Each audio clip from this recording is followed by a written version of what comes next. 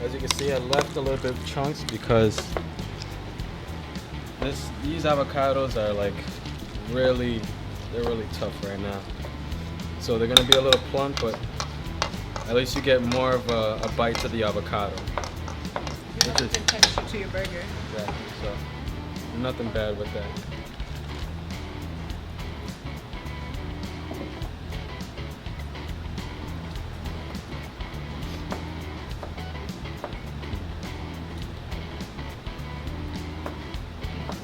You mind helping me out with this?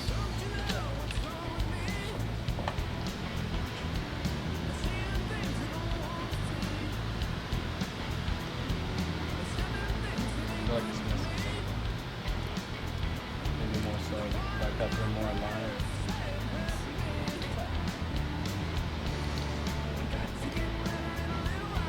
It's actually good. It's just that the avocados aren't that ripe, so it has a different flavor to it, but it's good. You're good to go. Now I want to move to my next project, which will help for the other burger as well. So I'm gonna start making our own burger. Well, we had gotten ground beef, so we're gonna form our own burgers. We plan on to add a little bit of adobo, sazon, salt, and pepper. And onion powder. This is 85-15 ground beef. So we're gonna. That means it's 85% ground beef, and the other percentage is made up of fat. You need a little bit of fat in your burger so it holds together, and it gives it more flavor as well. So right now I'm grating some potatoes for your cheese tudo to make homemade potato sticks.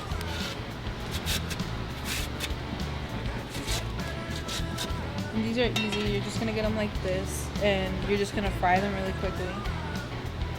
So we're gonna grate the potato.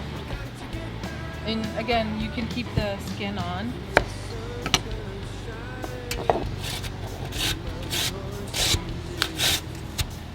So that's what's happening inside. You want all the ground beef together. Just mixing up the fat, working it.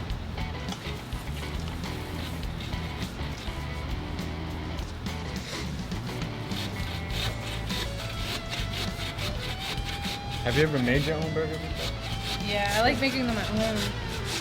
Just because it's easier, it's cheaper, you're paying more money, and you can make them your own flavor too. Instead of buying the frozen burgers, which you can add your own seasonings, but it's not. So I got my potato for the cheese tudo. They're gonna be like, what do you call it? Pixie sticks? Yeah, Like they're potato sticks. So I'm gonna get that. I'm gonna get that in a bowl. So what I'm gonna do is add 1 bag of sazon.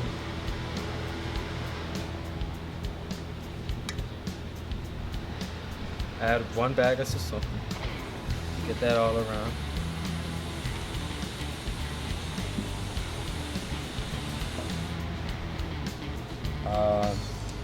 Add a bit of salt. And then a bit of pepper. Nice pinch would do it. But just drizzle it on top and start working it much more.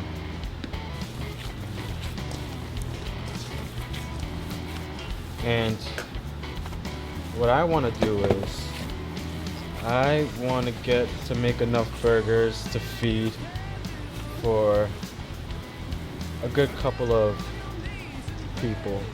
Let's say 8 people.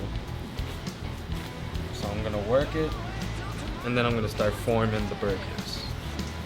What I want to start doing is just I want to start forming the burgers and just have them on this sheet tray, just so that, you know, one simple task, just do it once, have it all done. And like I said, I want to make 8 for 8 mouths to feed. So that's my goal here. Just try to stretch this ground beef out enough for 8. So now I'm just gonna start forming these burgers, just work it, and then begin forming them. And onto my left, Zulemi's now beginning to drop the potatoes. She's gonna get your potatoes after you cut them. Get them in boiling water and blanch them a little bit just so that they're already soft. So that way, when you go to fry them, they're perfectly soft on the inside and they're crispy on the outside. I also want to thank Future Chefs for letting us use their kitchen right now. This is not our kitchen. A big thank you to them. I'm also part of the program, Zulemi is as well, and we are really glad to be using the space, you know. Who are in high school in the inner city of Boston and outer, who want to learn culinary or just get to know the people, the industry, what there is to do. They're an amazing group of people, and we're thankful. I met Gio through the program, and we got our jobs through the program. We work at Fenway Park in one of their VIP restaurants. Just want to add to the fact, Future Chefs is not only for those students who want to become chefs, it's for everybody. Whoever, if you just don't know, like, what do you want to do in your future, come to Future Chefs. They'll help you out. You know, they'll help you figure out what you want to do. They'll lead you onto the right path.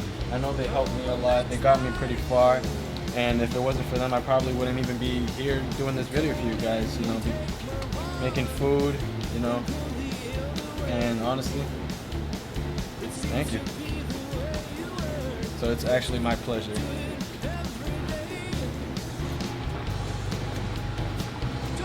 Just take them out. Even though it's boiling, it doesn't tell you it's right. So if you touch them and they're tender, then they're ready, and these are. Use a slotted spoon, it helps out. These are half-cooked fries. You let them boil too long, they'll disintegrate and turn into like mashed potatoes. You don't want that. Toast are buns, because buns toast just tastes much more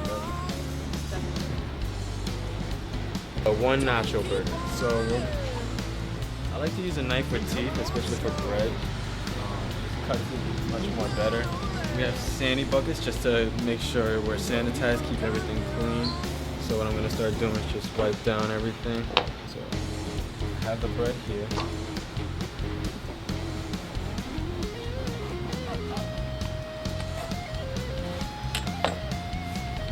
You can add butter to them for right now.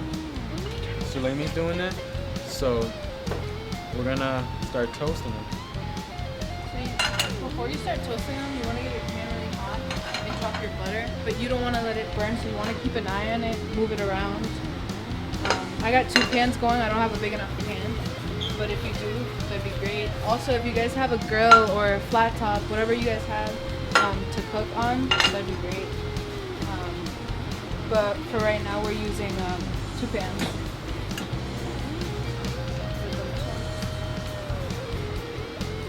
Please do the 1 egg, sunny side up, ham, and also bacon. You can add bacon to the nacho burger as well. I love bacon, so I put bacon on everything. If anything, we could start making bacon on the pan. Regular bacon, any type of bacon that you can get, pretty much. This is kind of what you want to get when you go to toast your bun, nice golden brown. See the difference? Which one?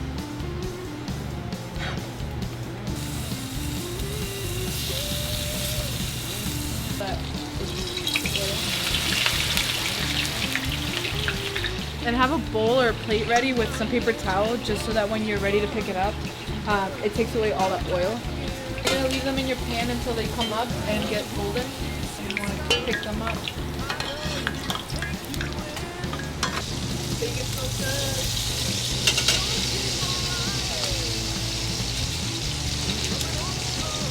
So you can have that one now. So because there is so much potato in the pan, it's going to take a little longer than it did with the smaller amount.